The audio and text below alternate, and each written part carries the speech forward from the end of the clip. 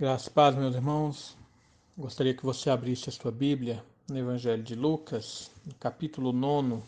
Farei a leitura apenas do versículo 41, que nos diz assim: Respondeu-lhe Jesus: Ó geração incrédula e perversa, até quando estarei convosco e vos sofrerei? Traze o teu filho. Mas o contexto desse momento que Jesus está passando, aquele que nós já temos visto há alguns dias, desde o início do capítulo 9 e até os anteriores, nós vemos o relato de que Lucas faz a respeito de vários sinais e milagres que Jesus estava realizando.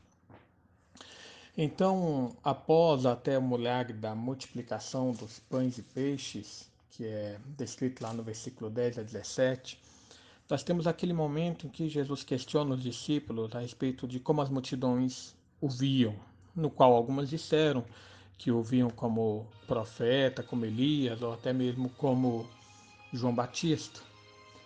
A seguir, então, a esse questionamento, Pedro faz aquela revelação: Tu és o Cristo, Filho de Deus vivo, né? És o Cristo de Deus.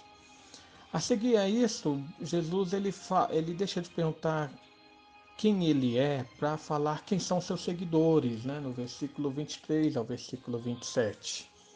E para confirmar aquela declaração de Pedro, e até o que Jesus havia dito, que alguns ali não passarão pela morte até que vejam o reino de Deus. Então, a transfiguração, quando Jesus, com Pedro, Tiago e João, eles sobem ao monte com o propósito de orar, e ali as vestes de Jesus resplandecem, e aparece ali Moisés e Elias, e eles ficam realmente surpreendidos com a majestade de Jesus e ouvem a voz de Deus falando: Este é meu filho amado, a ele ouvir. Descendo do monte, então Jesus ele encontra um pai desesperado, cercado por uma multidão, porque o seu filho era lunático, era um filho com problemas de epilepsia e também de possessão demoníaca. Então, Jesus questiona o que acontece, as pessoas falaram que os discípulos não foram capazes de curá-lo, nem de libertar aquele filho. E é nesse momento que Jesus então traz essa palavra: ó geração incrédula e perversa. Gostaria aqui, irmãos, que nós víssemos alguns ensinos, né, principalmente baseados nessas palavras de Jesus. Primeiro, geração incrédula e perversa. Irmãos, o interessante de nós olharmos essa passagem é fazermos a comparação com o paralelo dela no Evangelho de Marcos, no capítulo 9. Ali Marcos nos revela alguns detalhes que Lucas aqui não nos revela. E o detalhe principal é que a incredulidade mostrada era a incredulidade justamente dos escribas. Os escribas cercaram aquela situação e eles estavam, de certa forma, zombando dos discípulos de Jesus por não haverem conseguido curar aquele rapaz ou libertar aquele rapaz. Através dessa zombaria dos escribas, a multidão se deixa envolvida na descrença a respeito do poder de Jesus. Eles influenciam a multidão para falar: olhem e vejam que esse Jesus, ele não é quem está dizendo ser. E é nesse momento que Jesus, então, olhando lá para Marcos 9, ele pergunta para os escribas: o que é que vocês estão discutindo? E eles ficam calados, até que alguém no meio da multidão faz o relatório a respeito daquele jovem que não pôde ser curado por meio dos apóstolos ali. E é nesse momento então que Jesus fala: vocês são incrédulos e perversos. A incredulidade de Jesus aqui, que Jesus se refere, é a incredulidade justamente dos escribas e da multidão, e não dos seus apóstolos. A incredulidade dele é pelo fato de verem vários sinais. Eles estavam constantemente acompanhando Jesus e vendo que ele realizava curas, milagres, libertações, multiplicação de pães e peixes que tinha acabado de acontecer, e ainda assim eles estavam insistindo em não crer em Jesus como Messias. Eram pessoas, principalmente escribas e fariseus, eram religiosos, mas completamente cegos espiritualmente. Eles estavam diante do Cristo tão esperado, que eles tanto anunciavam, que eles tanto realmente tinham a esperança da vinda, mas rejeitaram o Messias. Irmãos, uma ênfase colocada aqui no texto é que Jesus ele saiu da glória do Monte da Transfiguração para descer ao encontro de uma multidão de incrédulos.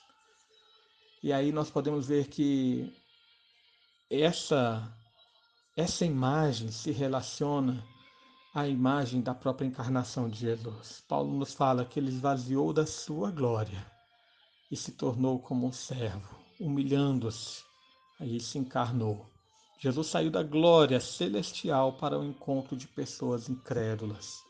E aqui é sinalizado também nessa descida do monte. Liga esse evento da encarnação, mas também liga, irmãos, a nossa missão. Quando nós estamos na igreja, nos cultos semanais, quando nós estamos na igreja, nos cultos dominicais, quando nós vamos à igreja, nós estamos indo à presença da glória de Cristo, indo à presença da glória de Deus, para que ao sairmos da glória de Deus ali no culto, nós possamos nos encontrar com uma multidão incrédula também. Uma multidão que, por mais que ouça a mensagem do Evangelho, ainda insiste em não crer no Messias. O segundo ensino está na segunda frase de Jesus: até quando estarei convosco e vos sofrerei? Meus irmãos, que Jesus estava há várias vezes anunciando a sua morte. No versículo 22 ele falou que haveria de morrer.